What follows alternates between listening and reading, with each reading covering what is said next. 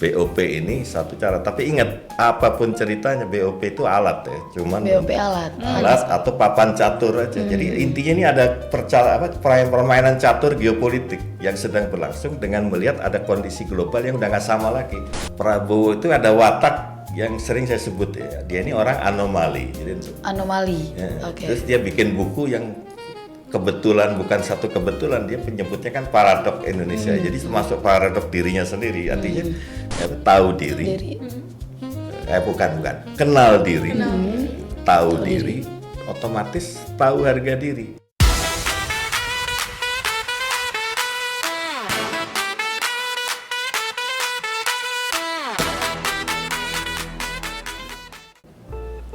Halo semuanya, kembali lagi bersama kita. Ada aku, Banu, dan juga temanku Jihan. Nah, di sini kita nggak berdua doang nih. Kita didatangi oleh seorang penulis buku, seorang jurnalis juga, dan pengamat geopolitik, yaitu Mas Hendrajit. Apa kabar Mas Hendrajit? Alhamdulillah baik, Banu. Apa kabar? Alhamdulillah baik. Jihan gimana? Alhamdulillah baik. Kita hari ini ngobrol santai, mau membahas tentang yang lagi viral di Indonesia, itu tentang BOP yang baru banget ditandatangani oleh Presiden kita Prabowo. Nah, sebentar. Itu maksudnya Board of Peace atau Break in Point? Board of Peace. Board of Peace. Break in Point ini ya dong. Tapi masuk juga. Kalau itu urusannya bisnis nanti. Iya benar. Nah, jadi kan belakangan ini muncul kabar kalau Indonesia itu bergabung dengan sebuah gagasan baru yang dipimpin oleh Presiden Amerika Serikat Donald Trump. Nah, itu jadi bikin hebohnya karena ternyata ada anggaran yang diperlukan, itu sebesar 17 triliun untuk Indonesia bergabung. Itu maksudnya apa nih Mas? Apa itu BOP? Itu kerjasama perdamaian sungguhan atau bagian dari strategi politik global, dan kenapa BOP itu muncul di panggung World Economic Forum? Ya, itu sebetulnya gambaran karena kondisi sekarang bukan hanya di Indonesia atau di masing-masing negara berkembang ya, di global pun lagi nggak sehat. Jadi kayak mulai lagi flu, ngalami flu berat. Jadi BOP itu gambaran dari upaya paling nggak nyoba ya mengatasi simptom gejala yang flu kok tiba-tiba kayak mewabah nih ya, bukan lagi endemik tapi kayak dulu COVID-19 tuh mewabah, menular. Nah, apa yang maksudnya itu berarti ada kekhawatiran di Eropa Barat dan tentunya Amerika juga, karena di balik dua kekuatan besar itu Eropa Barat atau Uni Eropa sama Amerika itu di belakangnya kekuatan istilahnya konglomerasi internasional atau korporasi itu mulai gonjang-ganjing tuh, mulai oleng ya. Gonjang-ganjing dalam hal ini yang dimaksud gimana nih Mas? Ya contoh yang paling gampang aja dari waktu Bretton Woods 44 sebelum Perang Dunia Kedua berakhir, mereka kekuatan global ekonomi ini kan udah bikin pancangan bahwa nanti kalau udah pasca perang itu dalam perdagangan internasional atau interaksi hubungan terkait keuangan internasional atau bahkan sampai ke penentuan devisa negara itu ukurannya harus dolar. Nah, itu kan hampir tiga dekade itu dari tahun katakanlah 50 sampai berakhir perang dingin, apalagi setelah berakhir perang dingin Amerika berjaya sama Eropa, itu kan dolar jadi patokan.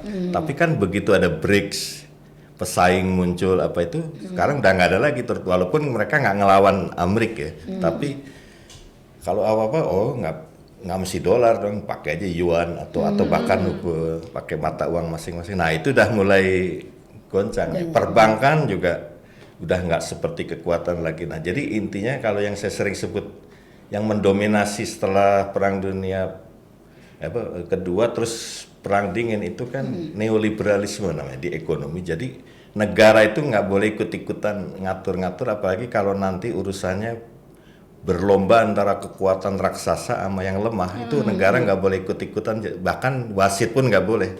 Udah biarin aja ya, pasti yang menang udah bisa pasti yang kuat dong. Kayak gitu tuh sekarang mulai goncang.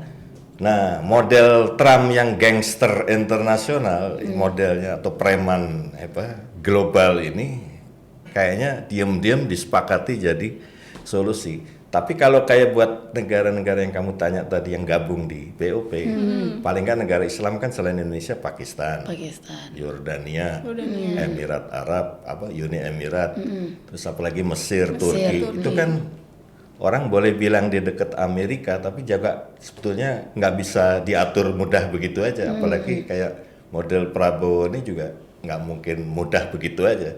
Jadi ada hal yang masing-masing punya mimpi nih dengan adanya BOP ini.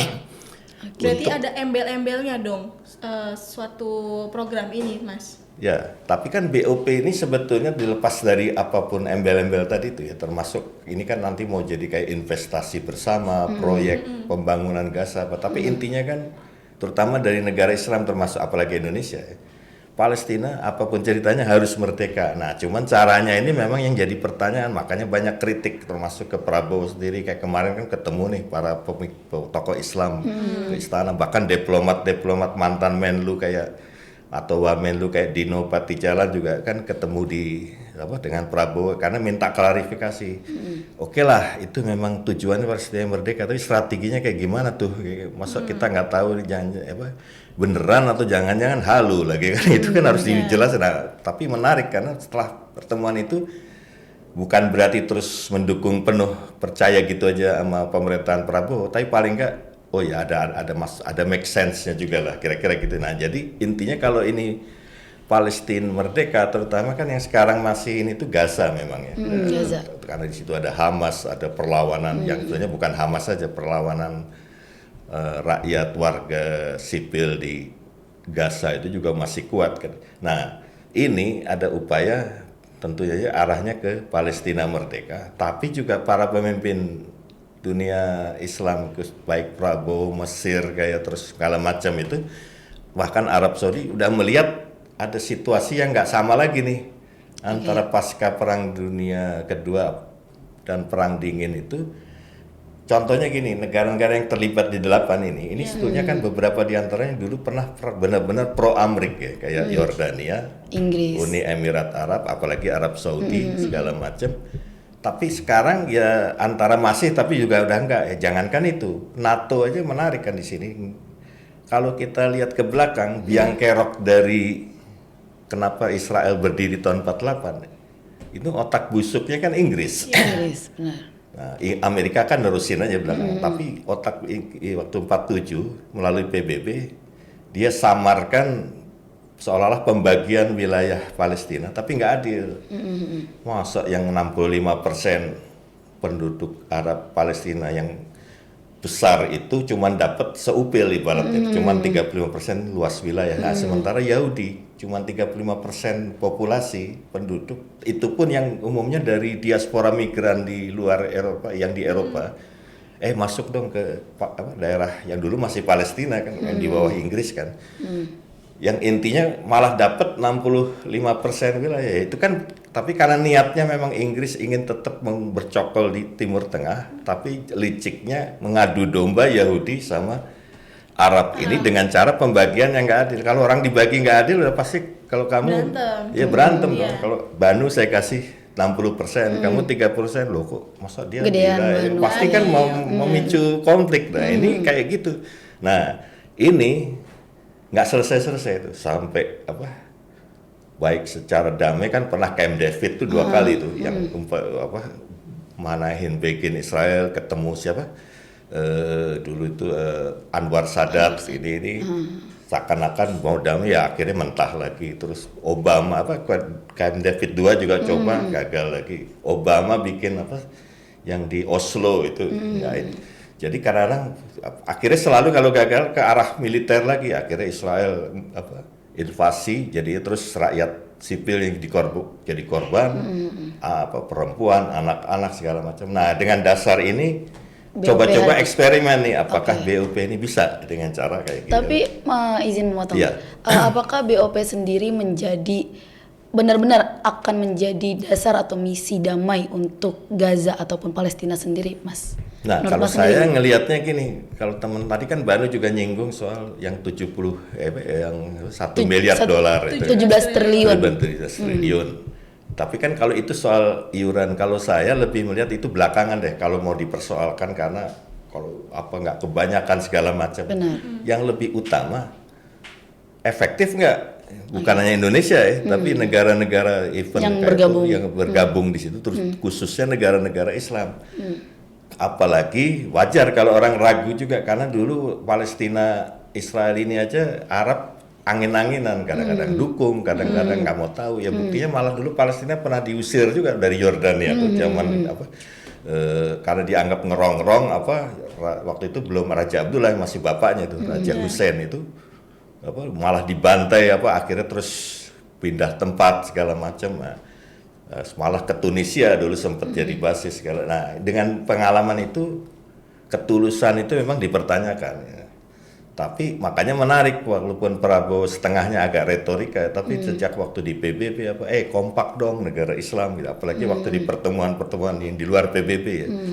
Nah, itu juga memang harus dengan dasar makanya menarik waktu Prabowo bilang waktu di pertemuan dengan para mantan Menlu dan Mbak Menlu itu ya saya ikut gabung tapi juga minta syarat waktu itu bukan ke Trump ya ke Bukan negara serta-merta gabung aja gitu ya. bukan dia minta syaratnya ke Trump tapi ke 8 negara Islam itu kalau ada apa-apa backup ya kalau enggak ya sama aja bohong kan gitu. Nah itu kira-kira. Oke.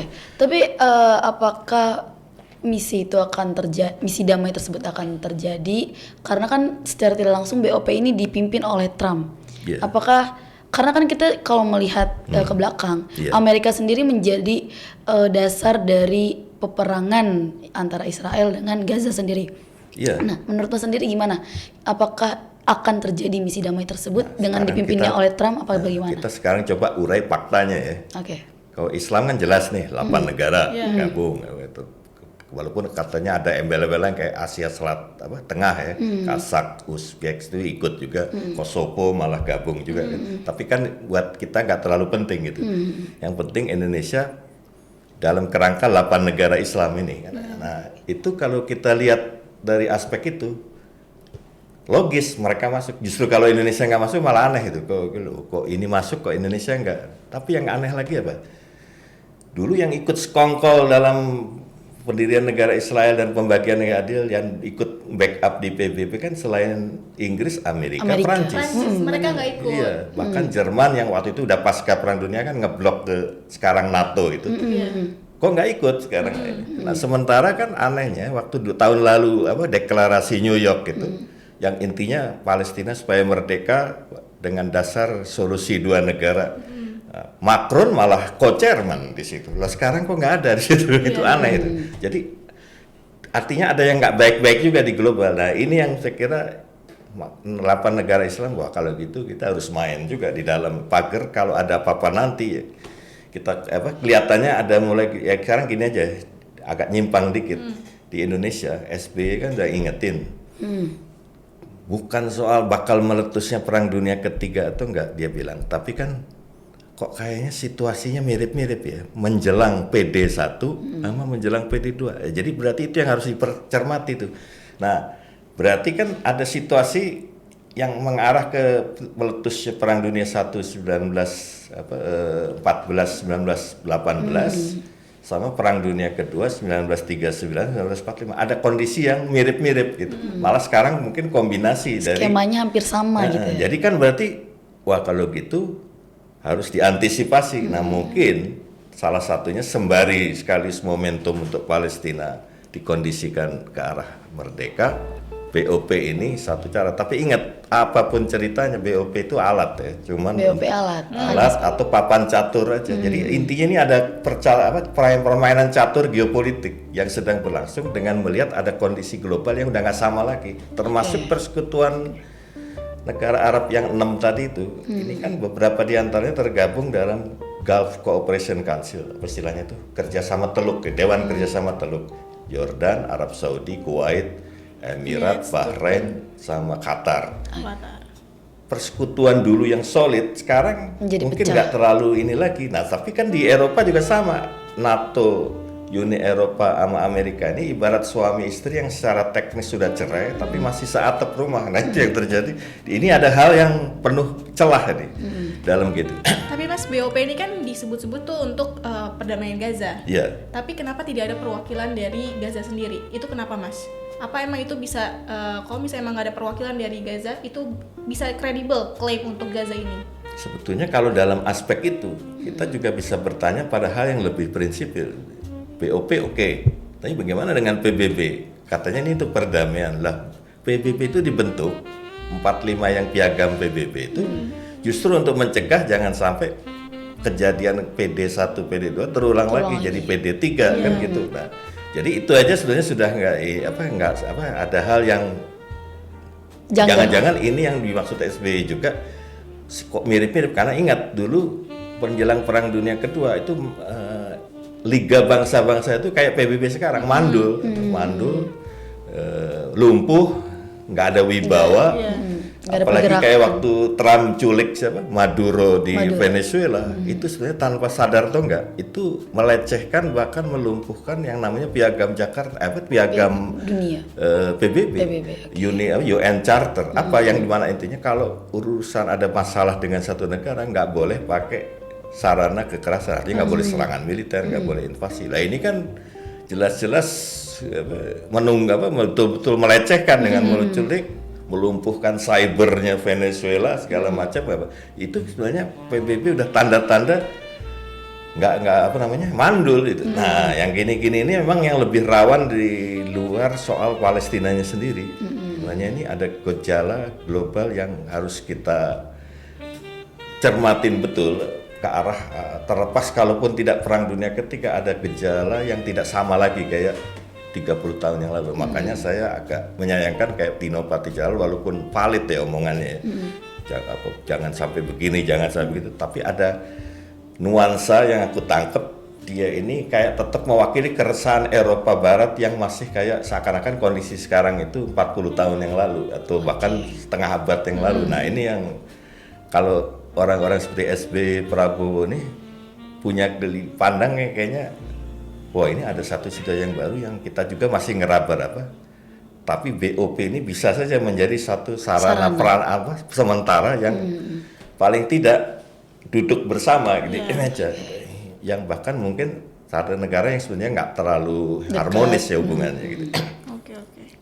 Tapi dalam konteks BOP ini sebenarnya siapa yang lebih membutuhkan? Trump kah atau Indonesia kah, Pak? Nah, ini pertanyaan bagus karena bisa diartikan dua hal. Yang butuh itu Trump terhadap Indonesia untuk mempengaruhi Timur Tengah, atau Indonesia yang sebetulnya butuh Trump untuk menekan Israel. Nah, di power game-nya di situ. Kalau power pin namanya main catur, kita kan belum tahu nih. Ya.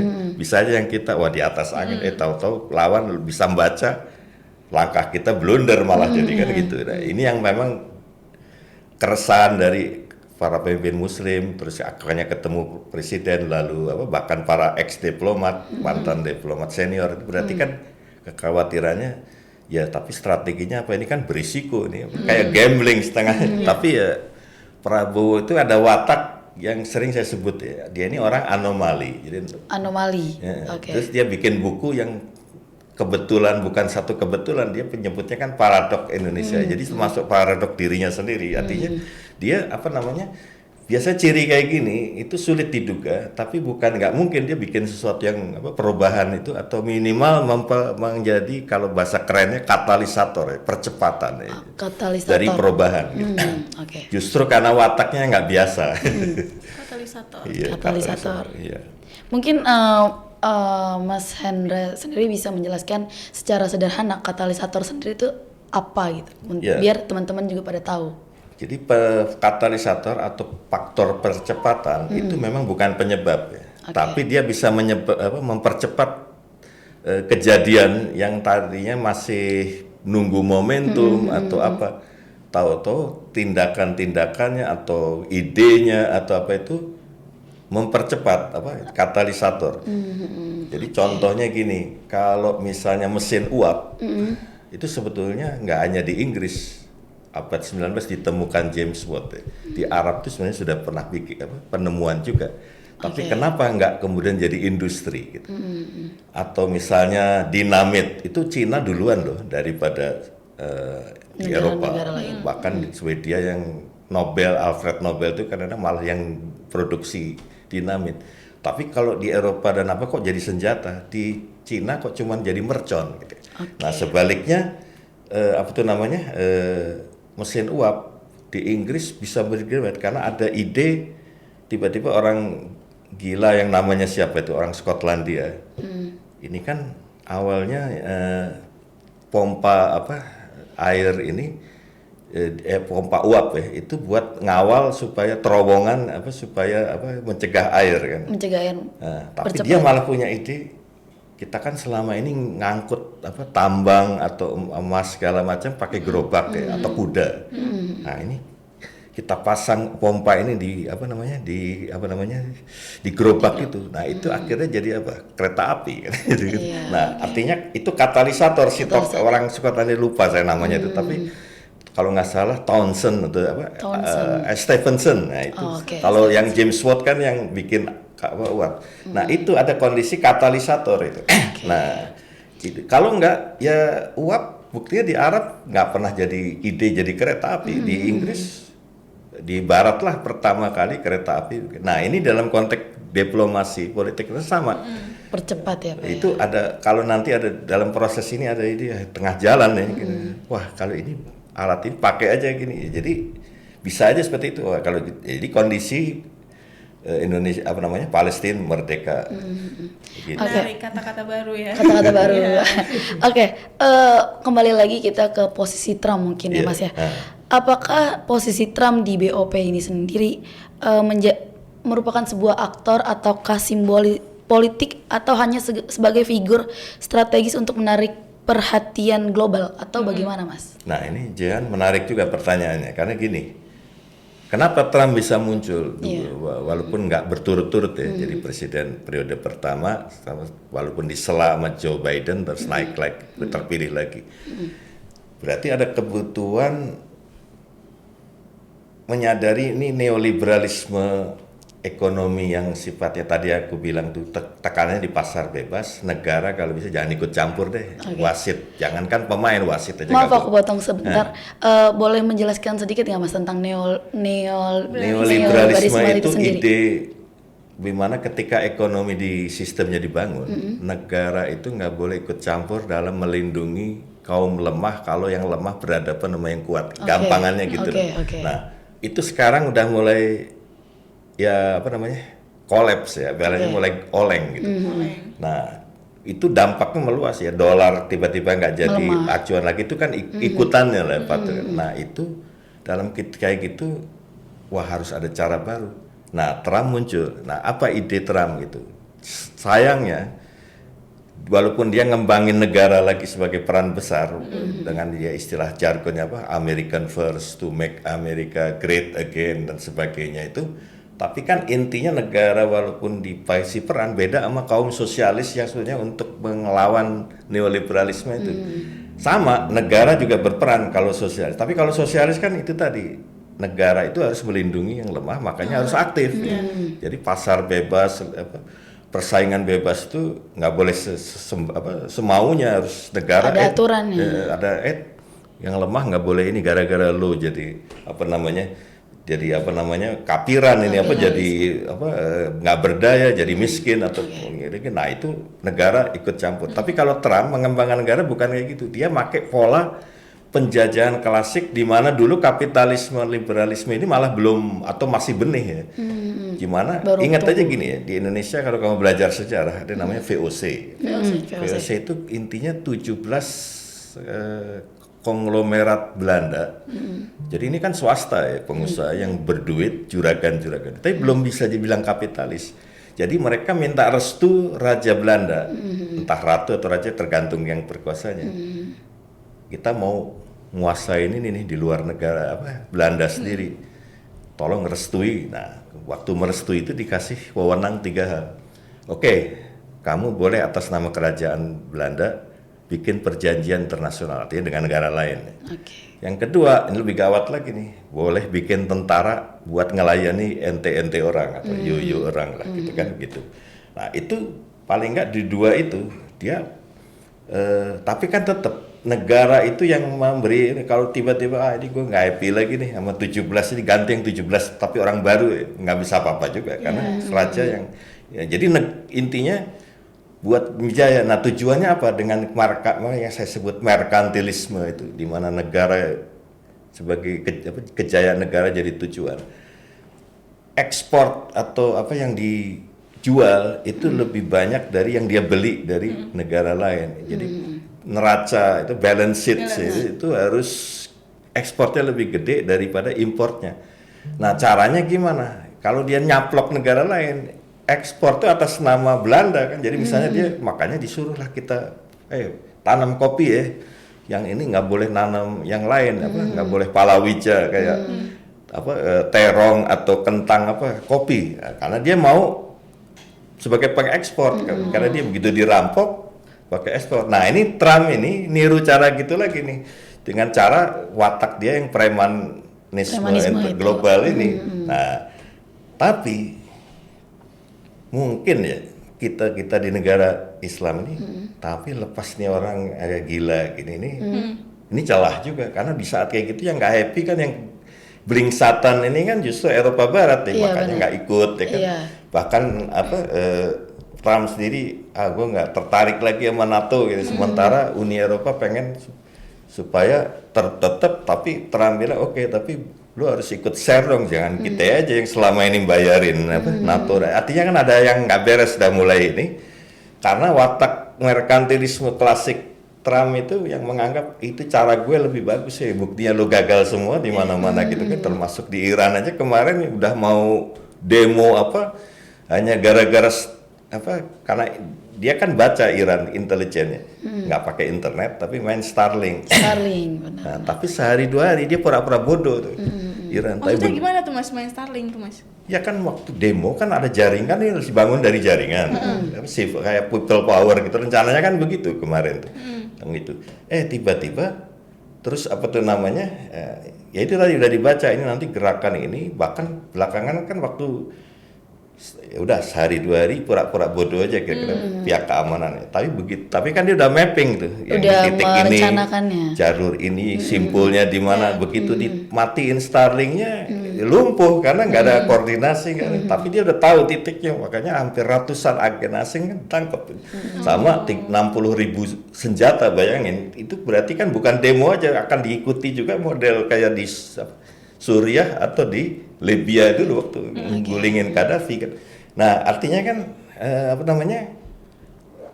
nggak selalu tepat juga ini mainan gitu. Nah Trump juga kan cara-cara dia itu meresahkan justru di dalam juga. Tapi makanya dari itu WOP ini walaupun masih ketar-ketir juga kita hasilnya, tapi mungkin kayak Indonesia dan mungkin juga kayak Raja Abdullah, kayak Al-Sisi Mesir itu mikir ya untuk sementara kayaknya jalan yang paling masuk akal gabung dulu gitu, dengan melihat adanya keretakan di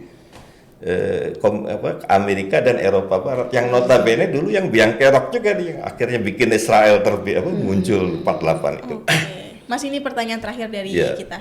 Itu kan tadi kita sempat menyinggung soal 21 negara yang bergabung ke BOP. Nah, itu mostly adalah negara Islam. Nah, kan Indonesia ini mayoritasnya adalah rakyatnya Islam semua. Apakah Trump ini meminta untuk Indonesia bergabung karena melihat kita ini punya mayoritasnya itu Islam? Apakah itu untuk citra semata atau gimana, Mas? Ya, pertama memang tentu saja kalau Trump ini karena dia orang praktis ya, bicara pikirnya nggak jelimet gitu. Jadi dia melihat pertama buat dia sendiri dalam negeri problemnya, apalagi ada Zohran Mambani segala macam. Wah, ini gawat ini. Artinya kan dia perlu membangun simpati juga ke voters, apalagi pasti dia masih dong ambisi di periode kedua nanti kan. Nah, itu satu. Tapi itu kan oke lah lokal ya dalam. Tapi dalam konteks global, kembali pertanyaan awal tadi, mana yang butuh atau memang bertarung ini kebutuhan. Trump apapun dengan segala kesembronoan dan kengawurannya ini tetap celah gitu. Ya udah, dia dikasih jabatan yang sur di dewan. Itu bayangin kalau nanti umpamanya dia nggak presiden lagi, kan masih chairman itu. Benar, Itu benar. kalau lihat secara ini gimana sih, ini pribadi kok, tapi atau padahal ini institusi gitu. Tapi ya anomalinya kan di situ. Di situ saya kira. Tapi kembali poin strategisnya lebih yang menang nanti itu Indonesia make Trump menekan Israel, Atau sebaliknya, atau Trump yang lebih dominan dalam pengertian memakai Indonesia bahkan juga negara untuk Islam mempengaruhi Timur Tengah. untuk Timur Tengah. Nah itu kan sama-sama ini. Nah makanya saya mau kasih contoh sederhana gini, kayak konteks Indonesia waktu perang Pasifik di mana Jepang melawan Jepang, persekutuannya kan dulu dalam PD2 itu kan Jepang, Itali menghadapi Amerika dan Eropa Barat. iya. Walaupun Jerman juga Eropa, tapi kan dulu musuh ya, Jerman, Itali di Eropa, nah Asianya kan Jepang. Tiba-tiba nyaplok Indonesia tahun 42 mengusir Belanda yang notabene udah 3 abad, 3,5 abad di sini. Nah, deal-dealannya kan Jepang minta Soekarno-Hatta karena dia tokoh nasional dan punya akar di dukungan masyarakat, bantu dong kita gini-gini. Soekarno-Hatta ya apa dong ininya, quid pro quo istilahnya kalau di diplomasi, imbalan ya. Ya oke.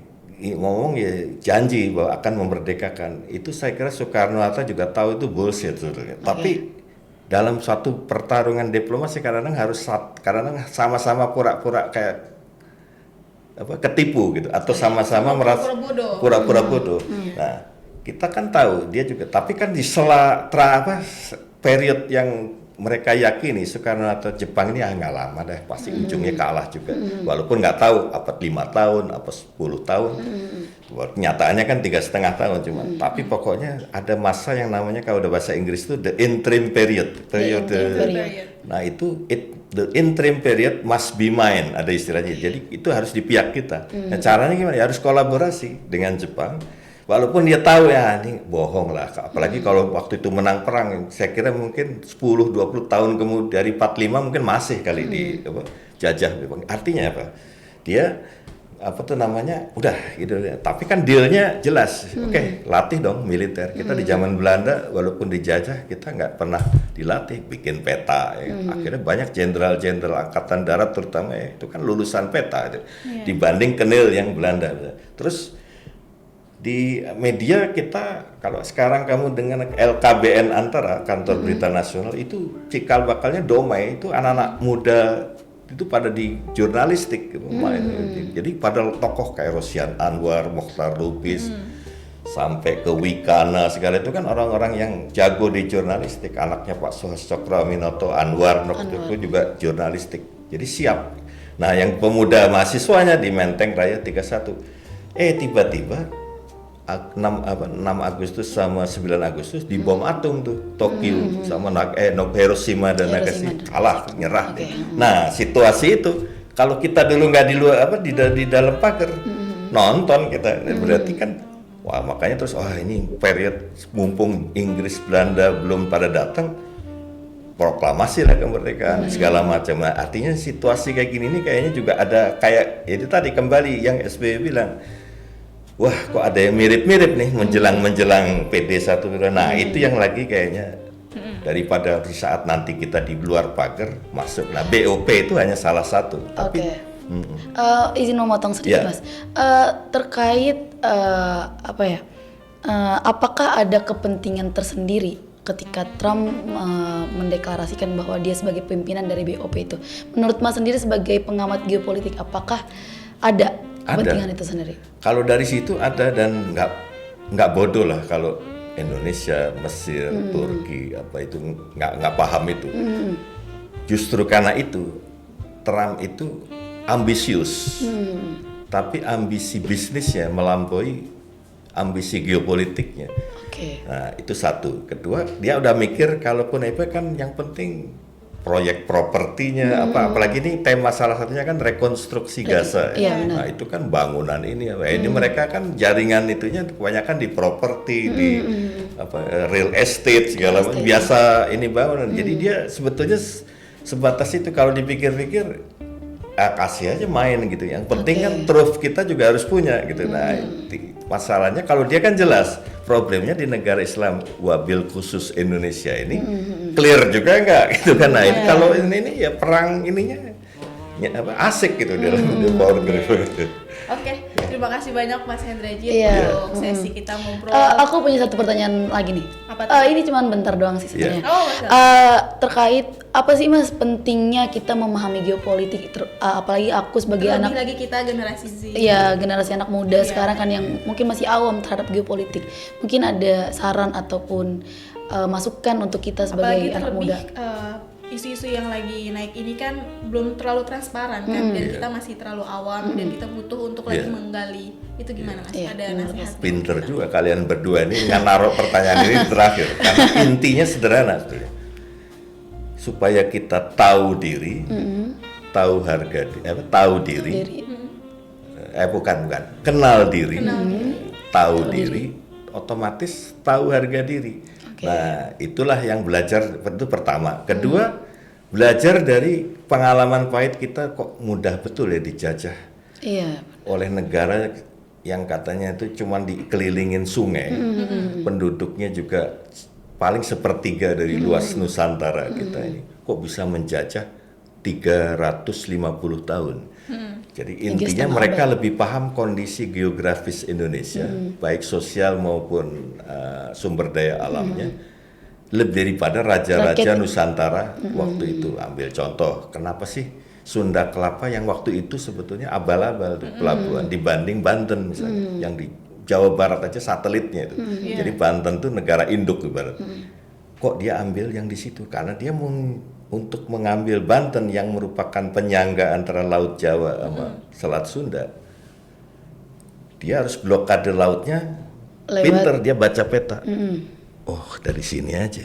Loh tapi kan abal-abal. Ya tapi buat kita bisa matikin rute dagang Banten lewat cara maritim dari situ ya benar, lumpuh dia. Baru militer masuk. Setelah itu apa? Seluruh Jawa Barat, Jawa Tengah, Jawa Timur kena Imbas. Selat Sunda karena itu penyangga Selat Sunda. Dia bisa nguasain Sumatera, Bengkulu dan sebagainya, bahkan sebagian yang mau masuk ke Malaysia dan sebagainya. Artinya geopolitik kalau musuh lebih paham dari kita bahaya itu. Jadi intinya kembali dengan begitu kita jadi kenal diri, tahu diri dan lebih tahu menghargai harga diri. diri. Oke.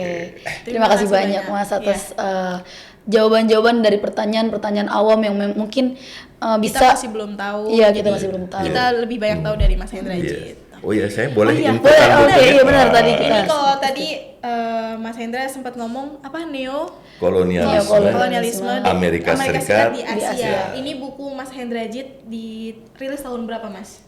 Jadi ini buku terbaru dari 4 buku sebelumnya. 4 buku sebelumnya. Mungkin Mas Hendrajit bisa menyebutkan 4 buku Jadi sebelumnya. 2010 itu judulnya Tangan-Tangan Amerika, Operasi Siluman AS di berbagai belahan dunia. Oke. Itu tentang presiden-presiden yang dianggap membangkang atau nakal sama Amerika itu biasanya kalau didorong walaupun pakai tangan lain ya untuk dijatuhin. Nah, itu ada di tangan-tangan Amerika itu 2010. Yang kedua memang bahasa Inggris ya. Oke.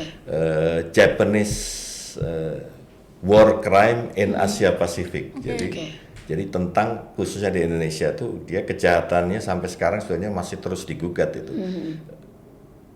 PSK paksa untuk tentara Jepang, buruh paksa yang namanya Romusa, sama tentara paksa. Tapi bukan kayak peta ya. Kalau peta kan deal-dealannya jelas, melatih jadi tokoh-tokoh tentara yang handal. Kalau Heiho itu buat tameng Jepang kalau ngadepin musuh itu yang ditembak duluan orang-orang kita. Nah itu 3 itu jadi kejahatan perang Jepang. Nah yang ketiga itu sebenarnya yang paling ini cukup ngehit kalau di banyak pembaca khususnya mahasiswa ya. Perang asimetris dan skema penjajahan gaya baru. Tadi sebenarnya agak sedikit disinggung juga soal bagaimana tidak pakai cara militer atau peluru meletus satu peluru pun, tapi neoliberalisme itu jadi sistem, bahkan ikut membentuk sistem politik kita yang silakannya ironisnya justru setelah Pak Harto jatuh malah ini kayak masuk ke dalam kayak ibarat banjir tuh damnya jebol malah jadi masuk semua walaupun didompleng seakan-akan globalisasi.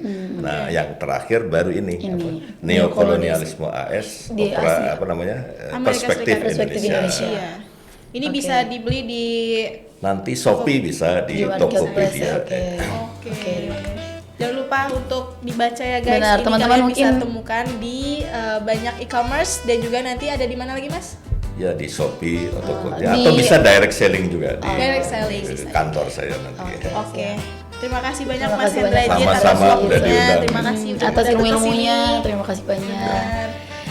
Oke. Oke, kita mungkin tutup aja kali Ya. sesi podcast hari ini. Jangan lupa tadi ada pesan dari Mas Hendra Jit. Kalau misalnya kita mau lebih apa namanya? Mengenal diri, kita harus lebih mengenal diri, tahu diri dan juga Tahu harga diri. tahu harga diri. Benar. Oke. Sekian dari GNB. See you. Aku Danu Aku Jihan, dan juga Mas Mas Hendra Hendra Jit, Jit. kami Izin pamit diri. undur diri. Dadah. Bye-bye.